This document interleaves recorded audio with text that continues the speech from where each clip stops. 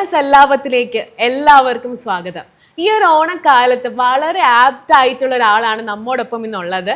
മലയാളത്തിന്റെ കുടുംബ സംവിധായകൻ എന്നറിയപ്പെടുന്ന രാജസേനൻ സാറാണ്. Sir, welcome to the show. നമസ്കാരം സാർ. നമ്മള് ഓണ സമയത്ത് ഫാമിലി ആയിട്ട് ഈ ഒരു തിരക്കുകൾക്കിടയിൽ ഫാമിലി ആയിട്ട് മിസ് ചെയ്ത ഒരു ഓണത്തെക്കുറിച്ച് പ്രേക്ഷകരോട്. മിക്കവാറും സിനിമയുടെ ഷൂട്ടിംഗ് ആയിരുന്നിട്ടുണ്ട് പല ഓണങ്ങളിലും. പ്രധാനമായിട്ടും അത് ഓർക്കാൻ പറ്റുന്നതെന്ന് പറഞ്ഞാൽ മേലേപ്പറമ്പ് വീട് ഓണത്തിനായിരുന്നു, ഇമ്മിണി നല്ലൊരാൾ ഓണത്തിനായിരുന്നു. പിന്നെ ഏതാണ് രണ്ട് മൂന്ന് 4-5 സിനിമയുടെ ഷൂട്ടിംഗ് നടക്കുമ്പോഴാണ് ഈ തിരുവോണം വന്നിട്ടുള്ളത്. അപ്പോഴൊക്കെ പിന്നെ ഇത് ലൊക്കേഷനിൽ തന്നെ, കാരണം എല്ലാ ടെക്നീഷ്യൻസും ആർട്ടിസ്റ്റും ഒക്കെ ആയിട്ട് ലൊക്കേഷനിൽ തന്നെ ഓണം അങ്ങ് ആഘോഷിക്കും. അപ്പോൾ ഈ സിനിമ മാത്രം ഉള്ളൊരു പ്രശ്നം എന്ന് പറഞ്ഞാൽ നമുക്ക് ഓണം കൊണ്ട് നിർത്തിയിട്ട് വരാൻ പറ്റത്തില്ല. കാരണം ലക്ഷങ്ങളുടെ ഇൻവെസ്റ്റ്മെൻറ്റും കാര്യങ്ങളും, ഒരുപാട് പേരുടെ കോർഡിനേഷൻ, ഡേറ്റ്, ഇതൊക്കെ പ്രശ്നമാണ്. അപ്പോൾ ഓണമൊക്കെ അവിടെ നിൽക്കും. പ്രത്യേകിച്ചും ഈ സിനിമ എന്നെ പോലെ പ്രാണവായുവായിട്ട് കൊണ്ട് നടക്കുന്നവർക്ക് ഈ ഒരു വാക്കുണ്ട്, ഓണവും ചങ്കരാന്തി എന്നൊരു വാക്കുണ്ട്. അല്ല, പക്ഷേ ഇഷ്ടമാണ് ഓണമായാലും ഏതായാലും. നമ്മുടെ സമുദായങ്ങളുമായിട്ട് ബന്ധപ്പെടുന്ന ഓണമായാലും റംസാനായാലും ക്രിസ്മസ് ആയാലും വിഷു ആയാലും ഒക്കെ അതൊരു ഉത്സവമാണ്. പക്ഷേ ഷൂട്ടിങ്ങിൻ്റെ ഇടയ്ക്കാണെങ്കിൽ ഇതൊന്നും നടക്കില്ല. സാർ, ഫാമിലിയുടെ കാര്യം പറഞ്ഞു. അപ്പോൾ അഭിനയ മോഹമായിട്ട് ചെന്നൈയിൽ പോയ രാജസേനെ കുറിച്ച് ഓർക്കുമ്പോൾ എന്താണ്? അഭിനയ മോഹമായിട്ട് ചെന്നൈ പോയ രാജസേനൻ ഇല്ലല്ലോ, അങ്ങനെ ആരും ഇതുവരെ പറഞ്ഞിട്ടില്ല. ഡയറക്ഷൻ മോഹമായിട്ടാണ് പോയത്. ചെന്ന് ഇറങ്ങിയ എന്നോട് ഞാൻ അവിടെ പരിചയപ്പെട്ട സിനിമാ പ്രവർത്തകരായ മലയാളികൾ ചോദിക്കാറുണ്ട്, അഭിനയിക്കാൻ വന്നാണോ? ഉടനെ ഒരു മറുപടിയുണ്ട്, അല്ല. വളരെ ശക്തമായ മറുപടിയായിരുന്നു. അപ്പോൾ അവർ തന്നെ ചോദിക്കുക, അതെന്താ അല്ല എന്ന് പറയുന്നത്? അല്ല, ഞാൻ ഡയറക്ഷൻ പഠിക്കാൻ വന്നതാണ്. കാരണം ഞാൻ അതിനു മുമ്പ് അന്ന് സിനിമാ മാസിക എന്നൊരു പ്രസിദ്ധീകരണം മാത്രമേ ഉള്ളായിരുന്നു. കോട്ടയത്ത് നിന്ന് ഇറങ്ങിയിരുന്നൊരു സിനിമാ മാസിക. ആ സിനിമാ മാസിക സ്ഥിരം വായിക്കുമായിരുന്നു. അപ്പോൾ ഈ അഭിനയിക്കാൻ പോയിട്ട് അവിടെ കിടന്ന് ഒരുപാട് കഷ്ടപ്പെടുന്നവരെയും പട്ടിണി കിടക്കുന്നവരെയും, ഓരോ മദ്രാസ് മെയിലും ചെന്ന് നിൽക്കുമ്പോൾ 100-150 പേര് ചെന്ന് ഇറങ്ങും. അന്നത്തെ വൈകുന്നേരത്തെ മദ്രാസ് മെയിലിൽ തിരിച്ചൊരു 200 പേര് മടങ്ങാറുണ്ടെന്നൊക്കെ വായിച്ചിട്ടുണ്ട്. അപ്പോൾ ഞാൻ വിചാരിച്ചു, അഭിനയിക്കാനല്ല ഞാൻ പോകേണ്ടത്, അഭിനയിക്കാനല്ല സിനിമയിൽ വരേണ്ടത്. കാരണം നന്നായി വായിക്കുമായിരുന്നു പുസ്തകങ്ങളൊക്കെ. വായിക്കുന്ന സമയത്തൊക്കെ എനിക്ക് തോന്നിയിട്ടുള്ളതും എൻ്റെ ഫ്രണ്ട്സ് എന്നോട് പറഞ്ഞിട്ടുള്ളതുമൊക്കെ ഒരു ക്രിയേറ്റർ, അതായത് നിർദ്ദേശം കൊടുത്ത് മറ്റുള്ളവരെ കൊണ്ട് ചെയ്യിപ്പിക്കുന്ന ഒരു ജോലി, കലാപരമായിട്ടുള്ളൊരു ജോലി. അപ്പോൾ സംവിധായകൻ. അപ്പോൾ അങ്ങനെ ഒരു മേലങ്കി അണിയാനായിട്ടാണ് ഇവിടുന്ന് വണ്ടി കയറി പോയത്. അതുകൊണ്ട് ആര് അഭിനയത്തിൻ്റെ കാര്യം പറഞ്ഞാലും നോ. എന്നിട്ടും എന്നെയും പിൽക്കാലത്ത് പ്രശസ്തയായ ഒരു ആർട്ടിസ്റ്റ്, ലേഡി ആർട്ടിസ്റ്റിനെയും വെച്ച് ഒരു തമിഴ് പടത്തിൻ്റെ പൂജയൊക്കെ നടത്തിയിട്ടുണ്ട്, നടനും നടിയായിട്ട്. ഭാഗ്യത്തിനത് നടന്നില്ല. ഭാഗ്യത്തിനെന്ന് പറയാൻ കാരണം അന്നത് നടന്നിരുന്നെങ്കിൽ ഒരു പക്ഷേ അതിൻ്റെ പുറകെ പോയേനെ. പക്ഷേ ഈ സംവിധാനം ചെയ്യാനുള്ളൊരു ത്വരയുണ്ടല്ലോ, ഒരു സ്വപ്നം, അത് ഒരു പക്ഷെ നടക്കാതെ പോയേനെ. അപ്പോൾ അതുകൊണ്ട് ഭാഗ്യം കൊണ്ട് സംവിധാന രംഗത്ത് തന്നെ വന്നു. പിന്നെ വന്നതിന് ശേഷം ചില നിർമ്മാതാക്കളുടെയും ചില തിരക്കഥകളുടെയും പിൻബലം കൊണ്ട് അഭിനേതാവ് കൂടിയായി. ഇപ്പോൾ ഒരു നടൻ്റെ ചെറിയൊരു ഇമേജ് ഉണ്ട്. ഇനി സാറിനെ സിനിമയിലേക്ക് പ്രതീക്ഷിക്കാം ഒരു ആക്ടറായിട്ട്? ഞാൻ ഡയറക്റ്റ് ചെയ്യുന്ന സിനിമയിലും ചെറുതും വലുതുമായിട്ടുള്ള വേഷങ്ങൾ ചെയ്യാൻ താല്പര്യപ്പെടുന്നുണ്ട്. നമുക്ക് പറ്റുന്ന റോള്, ഇതൊക്കെയാണല്ലോ ഇപ്പോഴത്തെ രൂപം എന്ന് പറയുന്നത്. മുടി കുഴപ്പമൊന്നുമില്ല, അത് ആവശ്യമുണ്ടെങ്കിൽ വെട്ടിക്കളയും, അത് വേറെ കാര്യം. എന്തായാലും ചെറിയൊരു അഭിനേതാവിൻ്റെ ഒരു ഇമേജും കൂടെ ഇപ്പോൾ ഉണ്ട്. പക്ഷേ എനിക്ക് മുന്നിൽ അറിയപ്പെടാൻ ആഗ്രഹമുള്ളത് സംവിധായകൻ എന്ന പേര് തന്നെയാണ്. ഈ ഡയറക്ഷനിലോട്ട് വരുന്നതിന് മുമ്പ് അതുവരെ അനുഭവിച്ച ആ ഒരു സ്ട്രഗിളിനെ കുറിച്ച്. കോടമ്പക്കത്തെ ജീവിതമാണോ? 19ാമത്തെ വയസ്സിൽ കോടമ്പക്കത്തെത്തി. അവിടെ പരിചയപ്പെട്ടവരെല്ലാം എന്നോട് ചോദിച്ചത് എത്ര ചെരുപ്പുണ്ടെന്നാണ്. എന്ന് പറഞ്ഞാൽ നടന്ന് ചെരുപ്പ് തേഞ്ഞാലേ അവസരം കിട്ടത്തുള്ളൂ. 2-3 ജോഡി ചെരുപ്പെങ്കിലും കരുതി വെച്ചോളൂ എന്ന് പറഞ്ഞിട്ടുണ്ട്. പിന്നെ പട്ടിണി കിടന്നിട്ടുണ്ടോ ജീവിതത്തിലെന്ന് ചോദിച്ചു. ഞാൻ പറഞ്ഞു, പട്ടിണിയായിട്ട് കിടന്നിട്ടില്ലെങ്കിലും ബുദ്ധിമുട്ട് അനുഭവിച്ചിട്ടുണ്ട്. അതിനുള്ള തയ്യാറെടുപ്പും കൂടെ ആക്കിക്കൊള്ളാം എന്ന് പറഞ്ഞു. കാരണം ഞങ്ങളൊക്കെ ഇവിടെ ഒരുപാട് പട്ടിണി കിടന്നും കഷ്ടപ്പെട്ടും ചെരുപ്പ് തേഞ്ഞും ഒക്കെയാണ് സിനിമയിൽ എന്തെങ്കിലുമൊക്കെ ആയത്. പറഞ്ഞത് ഏകദേശം സത്യമാണെന്ന് പിന്നെ ഉള്ള ദിവസങ്ങളിൽ എനിക്ക് തോന്നിയാണ്. കാരണം ഞാൻ ഗുരുവായിട്ട് കണ്ടെത്തിയത് PK ജോസഫ് എന്ന് പറഞ്ഞ ഡയറക്ടറാണ്. അപ്പോൾ അദ്ദേഹം ആദ്യമായിട്ട് ഡയറക്റ്റ് ചെയ്യാൻ പോകുന്നതേ ഉള്ളൂ, പെണ്ണൊരുമ്പെട്ടാൽ എന്നൊരു സിനിമ. അപ്പോൾ അദ്ദേഹത്തിൻ്റെ വീട്ടിൻ്റെ മുമ്പിൽ ചെന്ന് ഇങ്ങനെ നിൽക്കും. എന്നെ രതീഷ് എന്ന് പറയുന്നൊരു ഡബ്ബിങ് ആർട്ടിസ്റ്റാണ് പരിചയപ്പെടുത്തുന്നത്. അപ്പോൾ അവിടെ ചെന്ന് ഇങ്ങനെ ഡെയിലി നിൽക്കും. ചിലപ്പോൾ പുള്ളി അകത്തേക്ക് വിളിക്കും, പോകും, 2 മിനിറ്റ് സംസാരിക്കും, പിറ്റേ ദിവസം വരാൻ പറയും, വീണ്ടും അവിടെ ചെന്ന് നിൽക്കും. അങ്ങനെയായിരുന്നു. അങ്ങനെ ഒരു 10-20 ദിവസമായപ്പോൾ ഒരു ദിവസം പുള്ളി പറഞ്ഞ് അവിടെ ഇരിക്കാൻ പറ്റും. അങ്ങനെ ഇരുന്നു. ഉച്ച കഴിഞ്ഞപ്പോൾ വെള്ളമൊന്നും കുടിച്ചിട്ടില്ല കേട്ടോ, അവിടെ തന്നെ ഇരിക്കുകയാണ്. ഉച്ച കഴിഞ്ഞപ്പോൾ പുള്ളി പുറത്തു വന്ന് ചോദിച്ചു, എന്തെങ്കിലും കഴിച്ചായിരുന്നോ? ഞാൻ പറഞ്ഞില്ല, രാവിലെ കഴിച്ചതേ ഉള്ളൂ. എന്തെങ്കിലും ആഹാരം വേണോ? അപ്പം ഞാൻ വിചാരിച്ചു ഇനി ആഹാരം വേണമെന്ന് പറഞ്ഞാൽ തെറ്റായി പോകുമെന്നൊരു പേടിയുണ്ട്. വേണ്ടെന്ന് പറഞ്ഞു. ആ വിശപ്പോടുകൂടി ദാഹത്തോടുകൂടി അവിടെ തന്നെ ഇരുന്നു. കുറേ കഴിഞ്ഞപ്പോൾ എന്നെ അകത്തോട്ട് വിളിച്ചിട്ട് പറഞ്ഞു, താങ്കളെ ഞാൻ ഇങ്ങനെ ഒരു ഡയറക്ഷൻ പഠിക്കാനായിട്ട് നിർത്താമെന്ന് വിചാരിക്കുന്നുണ്ട്. അത് കേട്ടപ്പോൾ തന്നെ അങ്ങ് സ്വർഗം കണ്ടതുപോലെയായി. പക്ഷേ ഞാൻ ആദ്യമായിട്ടാണ് ഡയറക്റ്റ് ചെയ്യുന്നത്.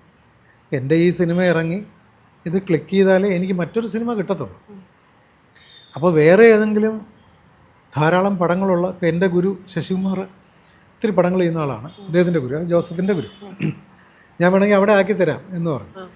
അപ്പോൾ ഞാൻ ആലോചിച്ചപ്പോൾ എങ്ങനെയാണെങ്കിൽ, പക്ഷേ എനിക്ക് ഇദ്ദേഹം തന്നെ ഗുരുവായിട്ട് വേണമെന്ന് തോന്നിയിരുന്നു. കാരണം ഒരു പാവം പോലെ തോന്നി. പക്ഷേ എനിക്ക് പിന്നെ ഒരുപാട് സിനിമകളുള്ള ശശികുമാർ സാറിൻ്റെ കൂടെ പോയാൽ പെട്ടെന്ന് പഠിക്കാനും പറ്റും. നമ്മൾ സാറ് പറയും പോലെ ചെയ്യാം. എനിക്ക് നാളെ എറണാകുളം സ്റ്റുഡിയോയിലേക്ക് അവിടെ ഒരു ഷൂട്ടിംഗ് ഉണ്ടെന്ന് പറഞ്ഞു. അങ്ങനെ ഞാൻ അവിടെ ചെന്നു. അപ്പോൾ അകത്തോട്ട് കയറ്റില്ല. ഞാൻ പുറത്ത് വെയിറ്റ് ചെയ്ത്, സാറിൻ്റെ ഒരു ഫിയറ്റ് കാറാണ്. ആ കാറ് വന്നപ്പോൾ എന്നെ നിർത്തി, എന്നെ കയറ്റി അകത്തേക്ക് കൊണ്ടുപോയി. എന്നിട്ട് പറഞ്ഞ് ആ വലിയ ഡോറ് തുറന്ന് അകത്ത് കയറിക്കോ, അവിടെ എല്ലാവരും ഉണ്ട്, ഷൂട്ടിംഗ് കണ്ടുകൊണ്ട് നിൽക്കുക, അപ്പോഴത്തേക്ക് ഞാൻ അങ്ങോട്ട് വരാമെന്ന്. ഞാൻ അകത്ത് കയറിയപ്പോൾ ഞാനിങ്ങനെ മനസ്സിൽ സ്വപ്നം കാണുന്ന ഒരാളുണ്ട്, പ്രേം നസീർ. അത് കുട്ടിക്കാലം ഓർമ്മ വെച്ച കാലം മുതൽ അതെവിടെ ഇരിപ്പുണ്ട്. അതില്ലാത്ത ഒന്നുമില്ല. അപ്പോൾ അങ്ങനെ തുറന്ന് കയറിയതും ലൈറ്റിൻ്റെ മുമ്പ് ഇങ്ങനെ ചന്ദ്രനെ പോലെ അല്ലെങ്കിൽ സൂര്യനെ പോലെ വെട്ടിത്തിളങ്ങി നിൽക്കുകയാണ് നസീർ സാർ. അന്നത്തെ കാലത്ത് ഇറങ്ങിയ നിവേദ്യം എന്ന് പറയുന്ന പടത്തിൻ്റെ ഷൂട്ടാണ്. അപ്പോൾ അവിടെ മീന ചേച്ചിയുണ്ട്, എൻ്റെ ഓർമ്മയിൽ മീന ചേച്ചിയുണ്ട്, ബഹദൂർക്കയുണ്ട്, അടൂർ ബാസിയുണ്ട്, നസീർ സാറ്, ശശികുമാർ എന്ന് പറയുന്ന ഏറ്റവും ടോപ്പ് ഡയറക്ടർ, അങ്ങനെ കുറേ പേര് അവിടെ ഉണ്ട്. ഞാനിങ്ങനെ ജീവിതത്തിൽ ആദ്യമായിട്ടാണ് ഷൂട്ടിംഗ് ആണ്. അതിങ്ങനെ നിൽക്കുകയാണ് അന്തം വിട്ട്. അപ്പോൾ പെട്ടെന്ന് ശശികുമാർ സാറ് ഭയങ്കരമായിട്ട് ആരെയും ഫയർ ചെയ്യുന്നുണ്ട്. കാരണം എൻ്റെ ഗുരുവായിട്ട് ജോസഫ് സാറ് നിശ്ചയിച്ച ആളാണ് സാറ്. ഫയർ ചെയ്യുന്നത് കേട്ടപ്പോൾ എനിക്ക് ചെറിയൊരു പ്രശ്നമായി. അപ്പോൾ അദ്ദേഹം ഫയർ ചെയ്തത് അസോസിയേറ്റ് ഡയറക്ടറാണ്. ആ ഫയറിങ് കേട്ട ആളാണ് പിൽക്കാലത്തെ വലിയ ഡയറക്ടറായ തമ്പി കണ്ണന്താനം, ശശികുമാർ സാറിൻ്റെ അസോസിയേറ്റാണ്. ഞാനിതെല്ലാം കണ്ടിങ്ങനെ അന്തം വിട്ട് നിന്നപ്പോൾ തോളി വന്ന് തട്ടി ജോസഫ് സാർ, വാ വെളിയിലോട്ട്. ഞാൻ വെളിയിലോട്ട് വന്നു. കണ്ടോ ശശികുമാർ സാറിനെ കണ്ടു? ഞാൻ പറഞ്ഞു സാർ കണ്ടു, പക്ഷേ ആ സാറ് ഭയങ്കര ദേഷ്യമാണ്. അല്ല അതിപ്പോൾ ഞാനും ലൊക്കേഷനിൽ വന്നാൽ ഇങ്ങനെയൊക്കെ തന്നെ ആയിരിക്കും. സാറിൻ്റെ കൂടെ വേണമെങ്കിൽ ഞാൻ ബ്രേക്ക് സമയത്ത് പരിചയപ്പെടുത്തി പറഞ്ഞു വിടാം, പോകുന്നുണ്ടോ? ഞാൻ പറയും എനിക്ക് സാറ് തന്നെ മതി ഗുരുവായിട്ട്. എന്നാൽ പിന്നെ കുഴപ്പമില്ല, നീ ഒരു കാര്യം ചെയ്യും, നാളെ പോലെ വീട്ടിലോട്ട് വന്നു, സ്ക്രിപ്റ്റിൻ്റെ വർക്ക് നടക്കുന്നത്, നമുക്ക് ഒരുമിച്ചിരിക്കാം. അങ്ങനെയാണ് ജോസഫ് സാറിനെ ഗുരുവായിട്ട് ലഭിച്ചത്. അപ്പോൾ ആദ്യത്തെ ഷൂട്ടിംഗ് കണ്ടത് ഇങ്ങനെയാണ്. മനസ്സിൽ സ്വപ്നം കണ്ട് കിടന്ന 2 വലിയ കലാകാരന്മാർ, ഒന്ന് പ്രേം നസീറും ഒന്ന് യേശുദാസും.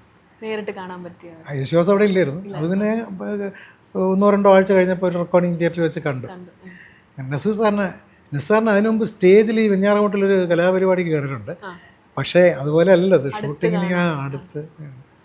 അങ്ങനെയാണ് ജോസഫ് സാറിൻ്റെ ശിഷ്യനായിട്ട് പെണ്ണൊരുമ്പെട്ടാൽ എന്ന് പറഞ്ഞ സിനിമയിൽ ക്ലാപ്പ് കാണിക്കുന്നതായിട്ട് തുടങ്ങി. സാർ അച്ഛൻ ഒരു ഡാൻസ് മാസ്റ്ററായിരുന്നു. അപ്പം ആ ഒരു ഇത് സാറിൻ്റെ കരിയറിൽ എന്തുമാത്രം ഇൻഫ്ലുവൻസ് ചെയ്തിട്ടുണ്ട്? അത് മാത്രമാണ് ഇൻഫ്ലുവൻസ്, ഒരു സംശയമില്ല. അച്ഛൻ തന്നെയാണ് കലകളിലെ ഗുരുവും കാര്യങ്ങളും. ഇപ്പോൾ സംഗീതം പഠിപ്പിച്ചത് ഒരു കുഞ്ഞേഷനുള്ള ഭാവതരാണെങ്കിലും ബാക്കി നൃത്തത്തിൻ്റെ ചുവടുകൾ പഠിപ്പിച്ചിരുന്നതും അച്ഛൻ്റെ ഡാൻസ് ക്ലാസ്സിലിരുന്നാണ് ഞാൻ തബല വായിച്ച് പഠിച്ചതും ഒക്കെ. പിന്നെ അച്ഛൻ്റെ രക്തത്തിൽ കൂടി കിട്ടിയ കലയും ആ അംശവും, അച്ഛൻ നല്ല ഹ്യൂമർ സെൻസ് ഉള്ള ഒരാളാണ്. അപ്പോൾ ആ തമാശയൊക്കെ കുറച്ച് ഇങ്ങോട്ട് കിട്ടി. അതാണ് ഈ എടുക്കുന്ന സിനിമകളിലൊക്കെ അത്യാവശ്യം തമാശയും എല്ലാം വരുന്നത് ആ ഒരു ഫ്ലേവറാണ്. സാർ തുളസിദാസ് എന്ന് പറഞ്ഞ മറ്റൊരു സംവിധായകനായിട്ടായിരുന്നു ആഗ്രഹം എന്ന് പറഞ്ഞ സിനിമയിൽ ആദ്യത്തെ കൂട്ടുകെട്ട്. അപ്പോൾ ആ ഒരു കൂട്ടുകെട്ടിനെ കുറിച്ച്. തുളസി എൻ്റെ കൂടെ ഡയറക്ഷനിലും കൂടെ ഉണ്ടായിരുന്ന ആളാണ്. അപ്പോഴാണ് തുളസി ഒരു കഥയുടെ ഒരു മർമ്മം പറയുന്നത്. അതായത് സ്ത്രീ വിദ്വേഷിയായ ഒരു ഗായകൻ, മദ്യപാനി കൂടിയാണ്. അപ്പോൾ ഒരു ഗായകന് ചേരാത്ത പലതരം സ്വഭാവങ്ങളുള്ള ഒരാൾ, അങ്ങനെ ഒരാളെ അവതരിപ്പിക്കുമ്പോൾ അയാളുടെ പിന്നിൽ എന്തായാലും ശക്തമായൊരു കഥയുണ്ടാകും, ഒരു പ്രശ്നമുണ്ടാകും. അങ്ങനെ അതെടുത്താണ് ഞാനത് വർക്ക് ചെയ്തത്, തിരക്കഥ ചെയ്തത്. അപ്പോൾ ആഗ്രഹത്തിൻ്റെ കഥ തുളസിദാസിൻ്റെ ആയിരുന്നു. അവിടെ മുതൽ തുളസിദാസിൻ്റെ കൂടെ ഉണ്ടായിരുന്നു. സാർ, മേലെപ്പറമ്പിൽ ആൺവീട് പോലത്തെ ഹിറ്റ് ഫിലിം, അതിൻ്റെ ഒരു അനുഭവത്തെക്കുറിച്ച്. അല്ല, അതുപോലെ പല സിനിമകളും ഹിറ്റാണ്. പിന്നെ മേലെപ്പറമ്പിൽ ആൺവീട് ഒരു എവർഗ്രീൻ ഹിറ്റായി മാറിയത് എങ്ങനെയാണെന്ന് പറഞ്ഞാൽ അതിൻ്റെ പ്രമേയത്തിനൊരു പുതുമയുണ്ടായിരുന്നു. പലരും കൈവച്ചിട്ട് വേണ്ടെന്ന് പറഞ്ഞു പോയൊരു പ്രമേയമാണത്. പലരും കൈവച്ച് നോക്കിയതാണ്. ഭാര്യയെ ജോലിക്കാരിയാക്കാനുള്ള പേടി കൊണ്ടാണ് വിട്ടുകളഞ്ഞത് പലരും. എനിക്ക് പക്ഷേ അതാണ് അതിൽ ഹൈലൈറ്റായിട്ട് തോന്നിയത്. കാരണം അപ്പം നമുക്ക് ആ ഭാര്യയുടെയും ഭർത്താവിൻ്റെയും വേദന നർമ്മത്തോടെ പറയാൻ പറ്റും. ചില വേദനകൾ നമ്മൾ സീരിയസ് ആയിട്ട് പറഞ്ഞാൽ ഓക്കൂടാവും. അതേ ഓക്കൂടാവുന്ന വേദനകൾ നമ്മൾ തമാശ രൂപത്തിൽ പറഞ്ഞാൽ മനോഹരമാവും. അതിലെ തമാശകൾ മുഴുവൻ അങ്ങനത്തതാണ്. എല്ലാം വേദനയുള്ള തമാശ. അതായത് എനിക്ക് ഉങ്ങൾക്കിട്ട് പേസ മുടിയില്ല, ഉങ്ങളെ പാക്ക മുടിയില്ല എന്നൊരു ജനലിൻ്റെ അപ്പുറം എന്ന് പറയുമ്പോൾ ജയറാം പറയും, സാരമില്ല, നീ പോയി പടുത്ത് തൂങ്ങ്, ഞാൻ അങ്ങ് ഗൾഫിലാണെന്ന് വിചാരിച്ചാൽ മതി എന്ന് പറയുന്നിടത്ത് വേദനയുണ്ട്, പക്ഷേ ഹ്യൂമറുണ്ട്. അപ്പോൾ ഇയാൾ തിരിച്ചു. അങ്ങനെയാണ്. പിന്നെ വേലക്കാരിയായിരുന്നാലും നീ എൻ മോഹവല്ലി എന്ന് പറയുന്നത് സത്യത്തിൽ അത് അവളോട് അടങ്ങാത്തൊരു പ്രണയം ഈ ജയമോഹൻ, അതിനകത്ത് മറ്റേ നമ്മുടെ അമ്പിളിച്ചേട്ടൻ്റെ ക്യാരക്ടറിൻ്റെ പേര് ജയമോഹൻ കിടപ്പുണ്ട്. അനിയൻ്റെ ഭാര്യയാണെന്നൊന്നും അറിയില്ലല്ലോ, എവിടുന്നോ കൊണ്ടുവന്നൊരു തമിഴത്തി പെണ്ണ് എന്നുള്ള ഒരു ഇതിലല്ലേ നിൽക്കുന്നത്. അപ്പോൾ അടങ്ങാത്തൊരു പ്രണയമോ മോഹമോ എന്തൊക്കെ കിടപ്പുണ്ട്. അതാണ് വേദന കടിച്ചമർത്തിക്കൊണ്ട് നമ്മളെ ചിരിപ്പിക്കാൻ പറയുന്നത് പോലെ അല്ല, അത് പുള്ളി ഉള്ളിൽ ആ വേദന കടിച്ചമർത്തിക്കൊണ്ടാണ് പറയുന്നത്. വേലക്കാരിയായിരുന്നാലും നീ എൻ മോഹവല്ലി, വേലക്കാരിയായിരുന്നാലും നീ എൻ മോഹം. പക്ഷെ അത് തിയേറ്ററിൽ ഉണ്ടാക്കിയത് അത്യപൂർവമായ പൊട്ടിച്ചിരിയാണ്.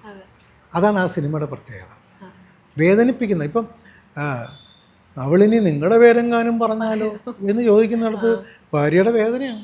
വയസ്സുകാലത്ത് ഈ മൂപ്പിലാൻ ചെന്ന് അലങ്കാനും ചാടിയോ എന്ന് വെച്ചിട്ട് അപ്പോൾ അയാളെ അലറി വിളിച്ചുകൊണ്ട് തെറി പറയുന്നതും തിയേറ്ററിൽ ചിരിയാണ്. അങ്ങനെ ഒരു ഡിഫറെൻ്റ് ആയിട്ടുള്ളൊരു അപ്രോച്ച് ആയതുകൊണ്ടാണ് ആ സിനിമ ഇന്നും എല്ലാവരും പറയുന്നത്. പക്ഷെ അതുപോലെ ഒരുപാട് ഹിറ്റുകൾ ഉണ്ടായിരുന്നല്ലോ. സാർ, ജഗതി ചേട്ടനെ മിസ് ചെയ്യുന്നുണ്ട്? അയ്യോ, ജഗതിയെ മിസ് ചെയ്യാത്തവരാരാണ്?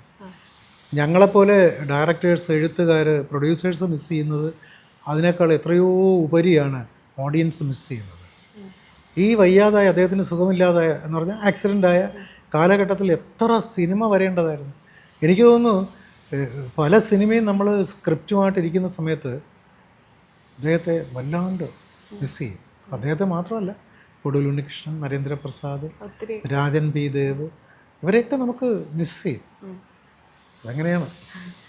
സാർ ഒരു നാട്ടിൻപുറത്താണ് ജനിച്ചു വളർന്നത്. അപ്പം അതുകൊണ്ടാണ് സാറിന് മിക്ക സിനിമകളിലും ഒരു നാട്ടിൻപുറം പശ്ചാത്തലം കൂടുതൽ അറിയാമെന്നുള്ളത് പണക്കാരൻ്റെ ജീവിതത്തേക്കാൾ സാധാരണക്കാരൻ്റെ ജീവിതമാണ്.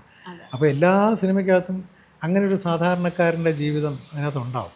പിന്നെ അത് പറയുമ്പോൾ ഒരു ഉത്സാഹവും കൂടിയാണ്. കാരണം നമ്മളെ തന്നെ ചിലപ്പോൾ കഥാപാത്രമാക്കിക്കൊണ്ട് നമ്മുടെ വീടിൻ്റെ പശ്ചാത്തലം തന്നെ പശ്ചാത്തലമാക്കിക്കൊണ്ടൊക്കെയാണല്ലോ സിനിമ ചെയ്യുന്നത്. അപ്പോൾ ഞാൻ മാത്രമല്ല, അങ്ങനത്തെ ഒരുപാട് ഡയറക്ടേഴ്സ് മലയാളത്തിലുണ്ട്.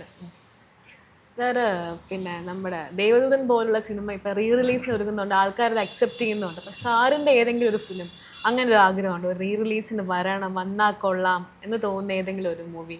സത്യത്തിൽ അങ്ങനെ ഇതുവരെ ചിന്തിച്ചിട്ടില്ല. പ്രത്യേകിച്ചും മേലെപ്പറമ്പിൽ ആൺവീട് ഞങ്ങൾ ഒരു സെക്കൻഡ് പാർട്ട് ചിന്തിച്ചുകൊണ്ടിരിക്കുകയാണ്. സെക്കൻഡ് പാർട്ട് മാണി സി കാപ്പൻ നിർമ്മിച്ച് ഞാൻ സംവിധാനം ചെയ്ത് ഒരു സെക്കൻഡ് പാർട്ടിന് വേണ്ടി ചിന്തിക്കുകയാണ്.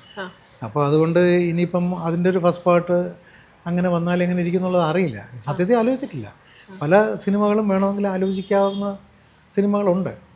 ഇപ്പോൾ ഡാർലിംഗ് എന്നൊക്കെ പറയുന്ന സിനിമ ടെക്നിക്കലി തന്നെ അന്ന് നല്ല രീതിയിൽ എടുത്തൊരു സിനിമയാണ്. അത് വേണമെങ്കിൽ ഈ പറഞ്ഞ ഡിജിറ്റലൈസ് ചെയ്ത് വേണമെങ്കിൽ ചെയ്യാവുന്നതാണ്. മേഘസന്ദേശം വേണമെങ്കിൽ ചെയ്യാം, അതൊക്കെ ചെയ്യാം. സാർ, ഇടയ്ക്ക് ഒരു കരിയർ ബ്രേക്ക് വന്നിരുന്നു സാർ, അതിനെക്കുറിച്ച്? ബ്രേക്ക് 2 പ്രാവശ്യം വന്ന പോലെയാണ് എനിക്ക്. ഒന്ന് എന്താണ് കണി കാണും നേരം കഴിഞ്ഞിട്ടൊരു ബ്രേക്ക് വന്നു. ആ ബ്രേക്കിലാണ് പിന്നെ കല്യാണമൊക്കെ കഴിച്ച് കുടുംബമായി. അത് കഴിഞ്ഞിട്ട് പിന്നെ ഞാൻ റേഡിയോ ജോക്കി ഊണ്ടെന്നൊരു ആർട്ട് പടം എടുത്തിരുന്നു ഞാൻ. അതുമൊക്കെ കഴിഞ്ഞിട്ട് പിന്നെ കുറച്ചൊരു ഗ്യാപ്പ് വന്നായിരുന്നു. ആ ഗ്യാപ്പിന് ശേഷം ഇപ്പോൾ കഴിഞ്ഞ ഞാനും എടുത്തു. ഗ്യാപ്പ് വരുന്നതിന് പല കാരണങ്ങളുണ്ട്. അപ്പോൾ സിനിമയിൽ അതിഗംഭീരമായ മാർക്കറ്റ് ഉണ്ടെങ്കിലും ഗ്യാപ്പ് വരാം, മാർക്കറ്റ് ഇല്ലെങ്കിൽ തീർച്ചയായിട്ടും ഗ്യാപ്പ് വരും. അപ്പം അങ്ങനെയാണ് സിനിമ. അങ്ങനെയാണ് ഇപ്പോൾ പ്രത്യേകിച്ചും ക്യാമറയുടെ പുറകെ നിൽക്കുന്നവർക്കൊക്കെ ചില പ്രത്യേക സമയങ്ങളിൽ മാത്രമേ സിനിമ ചെയ്യാൻ പറ്റുള്ളൂ. ഇപ്പം ഞാൻ 2-3 പ്രോജക്റ്റിൻ്റെ പിന്നിലാണ്.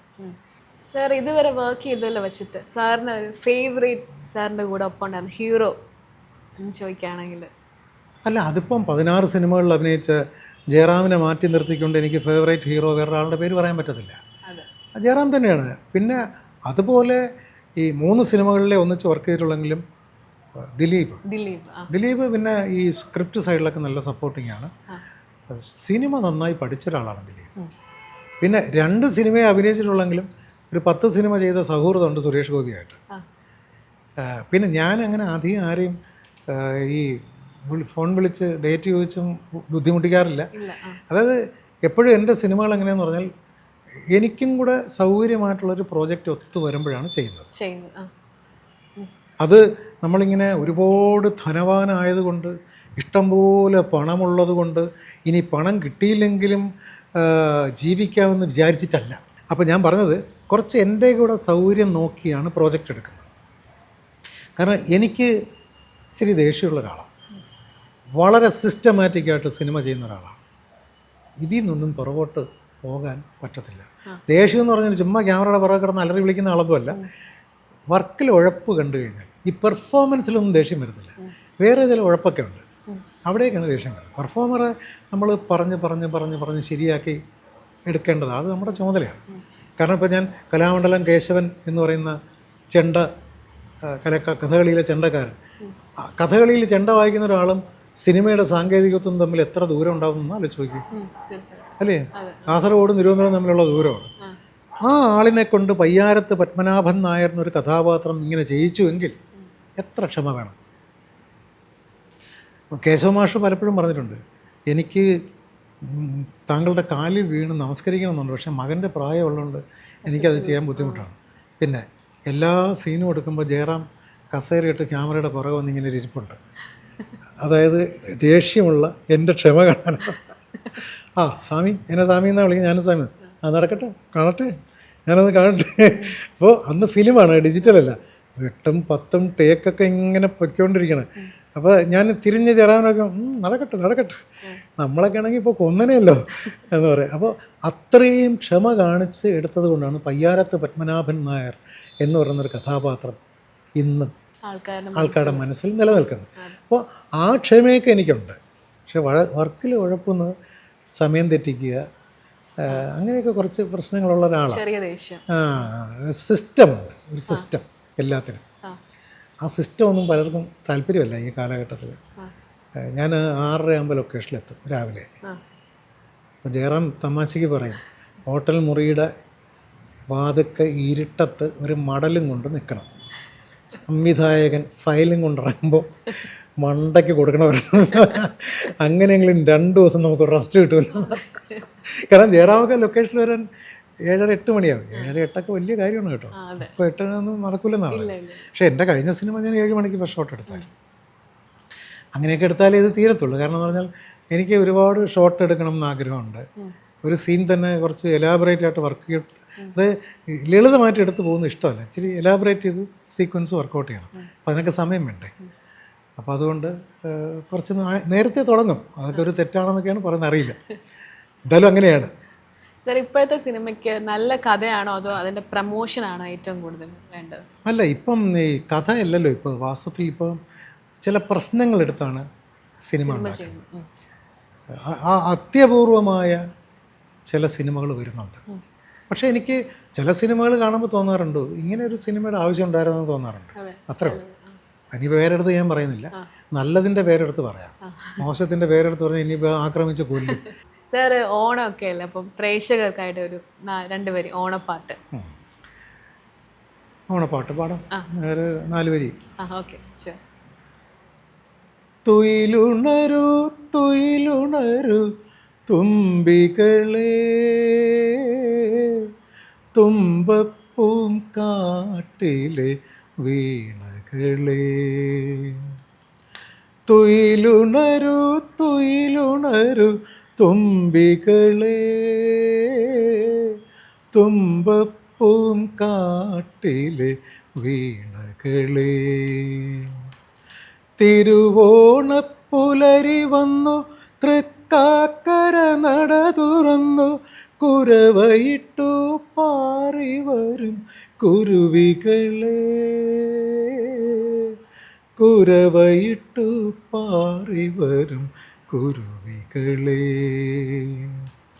തുയിലുണരു തുയിലുണരു തുമ്പികളെ